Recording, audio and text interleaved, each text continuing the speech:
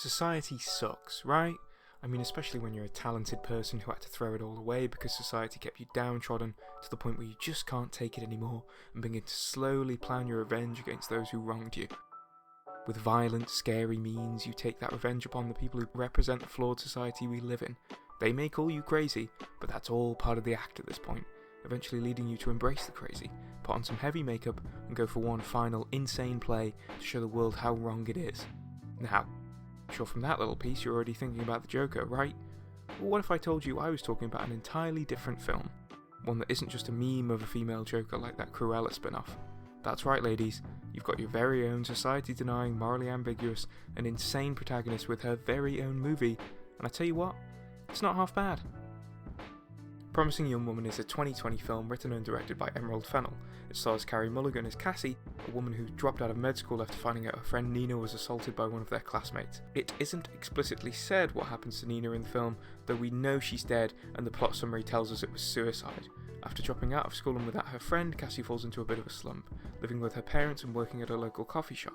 In her nights though, Cassie secretly dresses up and pretends to be drunk, luring men into taking her home until they try and do the deed with her, upon which she reveals she's sober and basically ruins their week.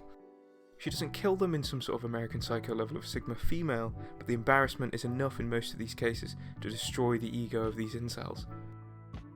Cassie's routine of eat, sleep, gaslight men and repeat is broken up though when she bumps into an old classmate, Ryan, who's played by the eye of many females' affection, Bo Burnham.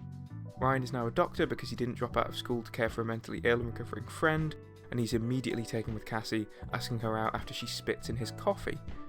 Possible fetish aside, Cassie agrees after deciding that Ryan isn't that bad of a guy. She also finds out that it's not just Ryan who's returned to town, and the man who assaulted Nina is hosting his bachelor party nearby. This gives us our inciting incident, and now destroying men's lives goes from a hobby to a full-time job for Cassie, as she plans the downfall of those involved in Nina's assault while keeping her part-time gig of going home with random men and making them feel deservedly horrible about themselves. Cassie's first target is her old friend Madison, who really missed the definition of girl power as she actively helped to bury Nina's case against their classmate Al. Cassie invites Madison to lunch under false pretenses, only to get her drunk and make her believe something had happened to her like what happened to Nina. From there, Cassie's vengeance spree goes on, with her committing acts that really are crimes, though no one seems to call her up on that, such as kidnapping a teenage girl and setting up a beating for a lawyer. While the latter of those things doesn't go ahead, as Cassie finds Alfred Molina's lawyer character to show an immense amount of regret for what he's done, Cassie does have a Joker level of disregard for both the law and the perceptions of those around her. However, there is one person that causes Cassie to consider her girl boss ways, and that's Bo Burnham, aka Ryan. Ryan spots Cassie out on one of her manipulating evenings, believing her to be genuinely interested in a guy wearing a fedora. I mean, come on Ryan, use your eyes. Cassie can't explain what she's doing though, and so her and Ryan fall out for a little while, leading Cassie to question whether it's worth pursuing revenge, as everyone around her, including Nina's mum, tells her it isn't. For a while then, Cassie and Ryan seem to have it pretty easy, as the film turns into a bit of a rom-com.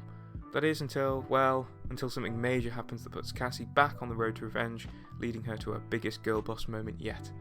While I've spoiled a fair bit of the film, I won't spoil what makes Cassie return to her Joker lifestyle, or the big ending twists, because I think those parts of the film are better experienced pretty fresh. General plot points aside then, why is this femoid film the female Joker? Well, I think to embrace the meme fully, both films are about a rejection of society. Joaquin Phoenix's Joker finds the world to be cruel, as the people within it are rewarded for treating him with next to no compassion. Take Murray, for example, who gets a good laugh and entertains his audience from belittling our favourite clown. Joker's rejection of society then stems from his own subjective experience, marked as an objective view that everyone is so awful these days. Cassie's rejection of society is a very similar one. Rather than her own experience of assault, Cassie doesn't have the harrowing tale that Nina does, though she did live with the fallout of the events, creating a personal link between her and the assault. Thus, Cassie believes that today's society has failed women, as it allows men to believe they can get away with whatever they want when a girl is drunk, and that other women don't speak up unless they're directly connected to an assault. This is true even for Cassie, as she goes on her revenge mission only after her friend is assaulted. Rather than pursuing it as a noble cause, it has a personal motive for her. This is Cassie's rejection of society. Unlike the Joker's, she believes that people are awful these days. Both men and women are under Cassie's eye of awful people, and her beliefs do extend beyond her personal revenge, as shown by her want to go out, get drunk, and trick men. Her random targeting proves her problem with society as well as just the people that hurt Nina. These random targets are perfectly set up in the film as well to be a rejection of society and how society portrays men. Most of the men in Promising Young Woman are played by actors who have previously played the roles of nice guys. Bo Burnham, Christopher Mintz-Plasse, however you pronounce it, and Adam Brody all come across as pretty scummy people throughout the film, furthering an idea that we also see in Megamind through Jonah Hill's character of Hal. Bit of a jump there, I know, but what I mean is that the nice guy persona is again being shown as just a front. In both Promising Young Woman and Megamind, the nice guys use the idea of their niceness to convince themselves they should be the ones getting the attention of women. Rather than having attractive traits, not being a bad person is shown in Promising Young Woman as the way men trick themselves into believing not only do they have a right to women's bodies, but they can also not treat a woman wrongly because they're just that nice. I really like how even the casting in Promising Young Woman attributes to the protagonist's rejection of society, as those Cassie may have once believed to be good guys turn out to be just as bad as the rest. Again, the film doesn't say good people don't exist, but through Cassie's own experience she is pushed further into a rejection of society and her Joker-like state. From the hatred Cassie has for society to the men that further that hatred, many have sung their praises for Promising Young Woman. Though it wasn't really a major hit at the box office, it did win Carey Mulligan a Critics' Choice Award for Best Actress and the Oscar for Best Original Screenplay. So if there's any doubt it's worth watching, The Female Joker. Take it from the pompous heads at the Oscars and other award shows that this one's worth a watch. Now, to all you lads out there who may be wondering whether the film demonises us fellas, I'd like to clear something up quick.